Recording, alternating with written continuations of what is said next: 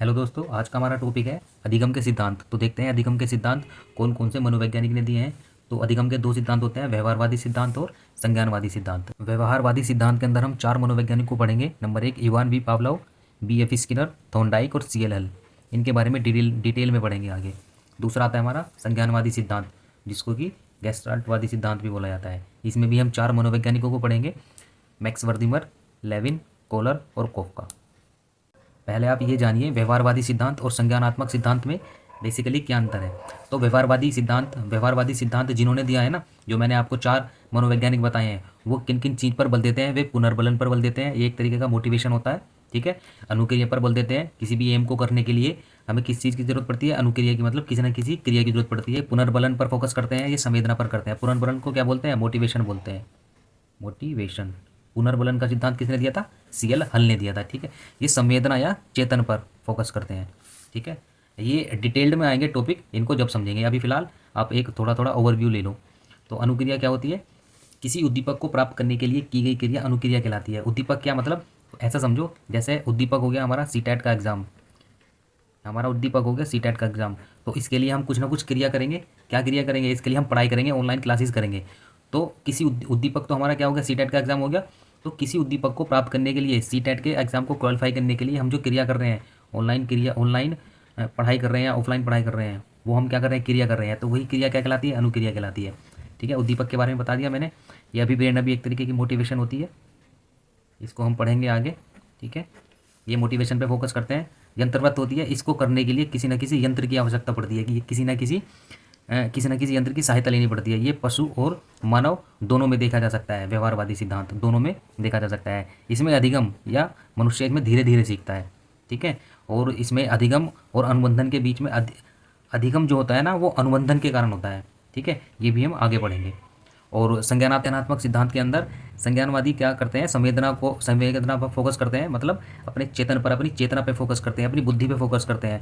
मतलब क्या करते हैं, सोचने विचारने पे ज़्यादा फोकस करते हैं। प्रत्यक्षीकरण मतलब क्या, जब तक किसी चीज़ को देख ना लें, इस चीज़ को मानते नहीं हैं, तो प्रत्यक्षीकरण पर फोकस करते हैं। अपने संज्ञान पर, सेम वही संज्ञान क्या, चेतना से रिलेटेड है, ये अपने संज्ञान पर फोकस करते हैं। समस्या समाधान पर फोकस करते हैं। ये पशु और मानव दोनों में निकाला जा सकता है, व्यवहारवादी सिद्धांत दोनों में देखा जा सकता है। ये केवल मानव मानव पर फोकस होता है। इसमें जो अधिगम होता है ना, इसमें अधिगम अचानक होता है, इसमें अधिगम क्या होता है, धीरे धीरे होता है। अधिगम समस्या का समाधान है, इसमें अधिगम क्या है, समस्या का समाधान है। अगर हमने किसी समस्या का समाधान कर लिया तो इसका मतलब क्या हुआ, अधिगम हुआ। इसमें क्या होता है, अधिगम, इसमें अधिगम एक अनुबंधन होता है। दो चीज़ों के बीच में क्या बनेगा, अनुबंध बनेगा। ये एक नोट लिखा है, इसको नोट को ध्यान से देखो। उद्दीपक को प्राप्त करने के लिए की गई क्रिया अनुक्रिया कहलाती है, जो मैंने आपको अनुक्रिया के बारे में बताया था। सीटेट वाला जो एग्जाम्पल दिया है, ये वही है। अधिगम चैप्टर के अंदर थॉर्नडाइक के सीखने के नियम पढ़ेंगे, जिसको आरएस थ्योरी भी कहा जाता है। ये एक ऐसी थ्योरी है जहाँ पर यूपीटेट, सीटेट और सुपरटेट में कई क्वेश्चन पूछे जाते हैं। एक भी एग्जाम ऐसा नहीं जाता हर बार जहाँ पर क्वेश्चन ना पूछा जाए। तो थॉर्नडाइक के सीखने के नियम टोटल 8 हैं, जिसमें मुख्य नियम और कुछ गौण नियम है। मुख्य नियम 3 प्रकार के हैं, अभ्यास का नियम, प्रभाव का नियम, तत्परता का नियम। गौण नियम 5 तरह के होते हैं, बहुक्रिया का नियम, आंशिक क्रिया का नियम, मनोवृत्ति का नियम, सादृश्यता का नियम, सहचर्यात्मक नियम, ठीक है। ये कुछ नियम है, थॉर्नडाइक के सीखने के नियम है। इन्हें प्रथम शैक्षिक मनोवैज्ञानिक भी कहा जाता है। चलिए देखते हैं इनके बारे में, अब पढ़ते हैं। पहले थॉर्नडाइक के बारे में कुछ बेसिक जानकारी देख लेते हैं। ये अमेरिकी वैज्ञानिक थे, पशु मनोवैज्ञानिक थे, और इनको प्रथम शैक्षिक मनोवैज्ञानिक कहा जाता है। ये मोस्ट इंपोर्टेंट क्वेश्चन है कि सीखने के पहले नियम किसने दिए सीखने के पहले नियम थॉर्नडाइक ने दिए थे। प्रथम शैक्षिक मनोवैज्ञानिक भी बोला जाता है। थॉर्नडाइक की थ्योरी को किस नाम से जाना जाता है, तो आरएस थ्योरी के नाम से जाना जाता है। ये कौन से देश से बिलोंग करते थे, अमेरिका के वैज्ञानिक थे। कौन से मनोवैज्ञानिक थे, पशु मनोवैज्ञानिक थे। तो अब देखिए, सीखने के नियम या अधिगम के नियम, प्राथमिक नियम, प्रधान नियम, मुख्य नियम, इनको 3 नाम से जाना जाता है। कितने प्रकार के होते हैं, 3 प्रकार के होते हैं। दूसरे जो नियम है, गौण नियम है, उनको किस नाम से जाना जाता है, गौण नियम के नाम से जाना जाता है, द्वितीय नियम के नाम से जाना जाता है। ये 5 प्रकार के होते हैं, ठीक है। अब इनको एक एक करके पढ़ते हैं। मुख्य नियम कितने प्रकार के बताए, 3 प्रकार के बताए। इसमें पहला प्रकार आता है अभ्यास का नियम। अब इनको एक एक करके पढ़ते हैं, आराम से पढ़ते हैं, समझते चलते हैं कौन सा नियम क्या कहता है, और हर एक नियम क्या है हमें अधिगम के बारे में बताएगा।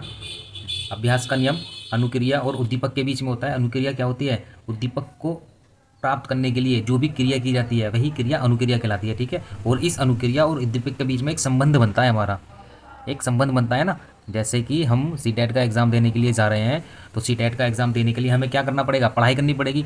तो उस सीटेट के एग्ज़ाम और क्लियर करने के बीच में हमारे बीच में बुक्स आ रही है पढ़ाई करने के लिए, तो उस संबंध को ही क्या कहते हैं, अनुबंधन कहते हैं। ठीक है, तो अनुक्रिया को आर से रिप्रेजेंट करते हैं, उद्दीपक को एस से रिप्रेजेंट करते हैं। अनुक्रिया को इंग्लिश में रेस्पॉन्स कहते हैं, उद्दीपक को स्टिमुलस कहते हैं। ठीक है, तो इन दोनों के बीच में जो संबंध बनता है, वो संबंध अगर अभ्यास के कारण उसमें कमी रह गई तो अनुबंधन क्या होगा, कमजोर होगा, कम अधिगम होगा। ठीक है, इस अभ्यास के नियम का मतलब क्या है ये समझो।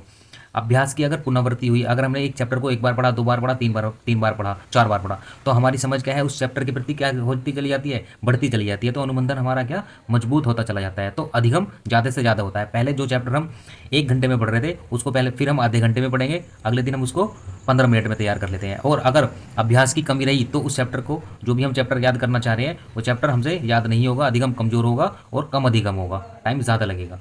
तो ये कौन सा नियम हुआ, अभ्यास का नियम हुआ। जितना ज़्यादा से ज़्यादा अभ्यास हम करेंगे उतना ही अधिगम हमारा मजबूत होगा और अधिगम अधिक होगा। ठीक है, और अनुक्रिया और उद्दीपक के बीच में जो संबंध बनता है उसको क्या बोलते हैं, अनुबंधन बोलते हैं। इसको आप ऐसा भी याद कर सकते हैं, जैसे हम सीटेट का एग्ज़ाम देने के लिए जा रहे हैं, तो हमने क्या अनुक्रिया की, हमने अपनी किताबें पढ़ी, ऑनलाइन क्लास की, और हमारा उद्दीपक क्या है, एग्ज़ाम को क्रैक करना हमारा क्या है, उद्दीपक है। तो इस बीच में किताबों के साथ जो हमारा अनुबंधन बना, हमारा जो संबंध बना, अगर वो कमज़ोर रह गया तो हमसे एग्ज़ाम पास नहीं होगा, अधिगम कमज़ोर हो गया हमारा, अगर अनुबंधन कमज़ोर हुआ तो। अगर हमने बहुत ज़्यादा अभ्यास किया, पढ़ाई की बहुत ज़्यादा की, तो अनुबंधन क्या होगा, हमारा मजबूत होगा, अधिगम ज़्यादा होगा और हम सीटेट का एग्ज़ाम क्वालिफाई कर जाएंगे। 1930 में थॉर्नडाइक ने अभ्यास के नियमों को 2 भागों में बांट दिया था। पहला है प्रयोग का नियम, ये भी पूछ लिया जाता है कई बार, अभ्यास के नियमों को किन 2 भागों में बांटा गया, तो पहले प्रयोग का नियम में बांटा गया, फिर अनुप्रयोग का नियम में बांटा गया। प्रयोग का मतलब है पहले उस नियम को हम क्या करेंगे, समझेंगे, हम उसकी समझ बनाएंगे अपने दिमाग में, और फिर उसका अनुप्रयोग करके देखेंगे, प्रैक्टिकली उसका अनुप्रयोग करके देखेंगे। ठीक है, यहाँ पे प्रैक्टिकल का मतलब है, और यहाँ पे प्रयोग का नियम मतलब पहले उसकी समझ तैयार करेंगे अपने दिमाग में, माइंड में अपने। दूसरा नियम आता है हमारा प्रभाव का नियम, जिसको परिणाम का नियम, संतोष और असंतोष का नियम भी बोल देते हैं। देखिए इसको समझते हैं क्या होता है ये।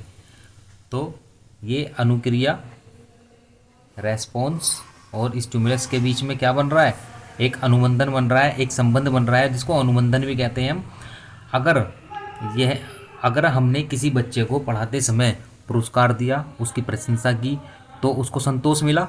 ठीक है, संतोष मिला उसको, उसका अनुबंधन क्या हुआ, मजबूत हुआ और अधिगम ज़्यादा हुआ, ये समझो। अगर हमने किसी बच्चे को पढ़ाते समय उसको दंड दिया, या उसके अंदर भय का वातावरण उत्पन्न हो गया, ठीक है, तो उसके मन में क्या हुआ, एक असंतोष सा उत्पन्न हो गया, तो अनुबंधन क्या हुआ, कमज़ोर हुआ, वो नहीं पढ़ पाएगा, वो बहुत कम अधिगम करेगा या अधिगम बिल्कुल भी नहीं होगा। तो ये नियम किस चीज़ के बारे में बताने की बात करता है, प्रभाव का नियम, और संतोष असंतोष के बारे में बताने की बात करता है। अगर हम किसी बच्चे को पुरस्कार देंगे तो क्या प्रभाव पड़ेगा, अगर हम किसी बच्चे को दंड देंगे तो उसके अधिगम पर क्या प्रभाव पड़ेगा। इसलिए नई शिक्षा नीति में बच्चों को मार पिटाई या दंड देने की मनाही की गई है। अगर हम बच्चे को पुरस्कार देंगे, उसकी प्रशंसा करेंगे, तो बच्चे की पढ़ाई के बीच में और वो उसकी क्लास के बीच में, वो जो कौन सी भी वो क्लास में पढ़ रहा है, अनुबंधन होगा, वो जो संबंध होगा वो पॉजिटिव बनेगा। ठीक है, और अधिगम क्या होगा, ज़्यादा बनेगा। ठीक है, और यहाँ पे क्या होगा, अधिगम नेगेटिव की तरफ चलता चला जाएगा। अगर उसको हम दंड देंगे या उसको भय के माहौल में रखेंगे तो अनुबंधन क्या होगा, कमज़ोर होगा, अधिगम नहीं होगा या कम होगा। तीसरे नंबर पर हमारा आता है तत्परता का नियम, तैयारी का नियम, प्रेरणा का नियम या मानसिक तैयारी का नियम। अगर बच्चा अधिगम के लिए प्रेरित है, उसके अंदर प्रेरणा है, तो अधिगम बहुत ज़्यादा होगा। तैयारी होना ज़रूरी है अधिगम के लिए, और मानसिक रूप से तैयार भी होना ज़रूरी है। मान लिया मैंने यहाँ पे एक आर माना, रेस्पॉन्स माना और स्टिमुलस माना, इन दोनों के बीच में एक संबंध स्थापित होता है, जिसको हम अनुबंधन या संबंध भी बोलते हैं। अनुबंधन, संबंध और अनुबंधन, अनुबंधन। अगर उसके अंदर प्रेरणा है, तो अधिगम क्या होगा, पॉजिटिव होगा, ज़्यादा सीख पाएगा। अगर उसके अंदर प्रेरणा नहीं है, नेगेटिव में जा रही है उसकी प्रेरणा, या उसकी तैयारी नहीं है, अगर उसकी तैयारी नहीं है, तो अधिगम नहीं होगा, अधिगम माइनस में चला जाएगा। ये सब बातें हैं। मानसिक रूप से तैयार भी होना चाहिए, तैयारी भी होनी चाहिए, और अधिगम के लिए प्रेरणा भी होनी चाहिए। तो ये नियम कहता है, तत्परता का नियम यही है, तैयारी का नियम, प्रेरणा का नियम, मानसिक तैयारी का नियम। हर तरीके से तैयार होना चाहिए, तभी हम उसको सिखा पाएंगे, वरना हम बच्चे को नहीं सिखा पाएंगे। अगर कोई बच्चा मन से ही तैयार नहीं है, अपने अंदर से ही तैयार नहीं है सीखने के लिए, तो वो नहीं सीख पाएगा, उसका अधिगम नहीं होगा। यही कहता है तत्परता का नियम, तैयारी का नियम। आगे चलते हैं, आगे हैं हमारे गौण नियम जो कि 5 प्रकार के हैं। तो सबसे पहला कौन सा है? बहुक्रिया का नियम। बहुक्रिया का नियम मतलब अनेक क्रिया करके जो अधिगम हम करते हैं, अनेक क्रिया करके।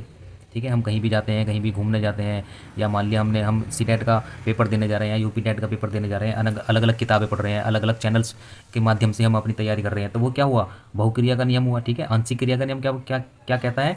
छोटी छोटी क्रिया करके जो अधिगम करते हैं हम, छोटी छोटी क्रिया करके। मान लिया एक बहुत सारा सिलेबस है, जैसे हमारा सीडीपी का बहुत बड़ा सिलेबस है, उसको हम तोड़ तोड़ के पढ़ते हैं, तो वो क्या कहता है? छोटी छोटी क्रिया करके जो हम सीखते हैं, छोटी छोटी क्रिया करके जो अधिगम होता है। तीसरा आता है मनोवृत्ति का नियम, मतलब यहाँ पे मनोवृत्ति, मनोवृत्ति 2 शब्द से मिलकर बना है, मन और वृत्ति। तो मन का मतलब होता है मस्तिष्क और वृत्ति का मतलब होता है नज़रिया। हमारा मन कैसा है और हमारी वृत्ति कैसी है, किसी भी चीज़ को करने के लिए, किसी भी चीज़ को समझने के लिए, किसी भी चीज़ का अधिगम प्राप्त करने के लिए हमारा मन और मस्तिष्क कैसा है, और हमारा वृत्ति मतलब उसके प्रति हमारा नज़रिया कैसा है। ठीक है, हमारा नज़रिया पॉजिटिव है नहीं है, हमारा दिमाग उसके प्रति पॉजिटिव है या नहीं है। सादृश्यता का नियम 4 नंबर पर। सादृश्यता का नियम का मतलब होता है पूर्व ज्ञान कितना मजबूत है नए ज्ञान के लिए। जैसे कि हमने मोटरसाइकिल चलानी सीखी, तो मोटरसाइकिल चलाने से पहले अगर हमें साइकिल चलानी आती होगी तो हम बैलेंस ठीक से कर पाएंगे। ऐसे ही अगर हमें गाड़ी चलाना सीखना है, तो अगर हम बाइक चलाना हमें पहले से ही आता होगा, तो हम एक्सीलेटर का हमें थोड़ा सा ध्यान होगा, हमें ब्रेक का थोड़ा सा ध्यान होगा, तो हमें छोटी छोटी जानकारी क्या होगी गाड़ी के बारे में पहले से ही होगी। तो पूर्व ज्ञान कितना मजबूत है नए ज्ञान के लिए, ये सादृश्यता का नियम कहलाता है। साचर्यता का नियम क्या कहलाता है? साचर्यात्मक नियम, विषय वस्तु के साथ मेलजोल में तालमेल कितना है हमारा, विषय वस्तु के साथ तालमेल होना ज़रूरी है। विषय वस्तु के साथ तालमेल मतलब कि हमें कौन सा सब्जेक्ट, कोई सब्जेक्ट अच्छा लग रहा है या नहीं, हम पॉजिटिव जा रहे हैं उस सब्जेक्ट की तरफ या नेगेटिव जा रहे हैं उस सब्जेक्ट की तरफ, ये ध्यान में रखना ज़रूरी है।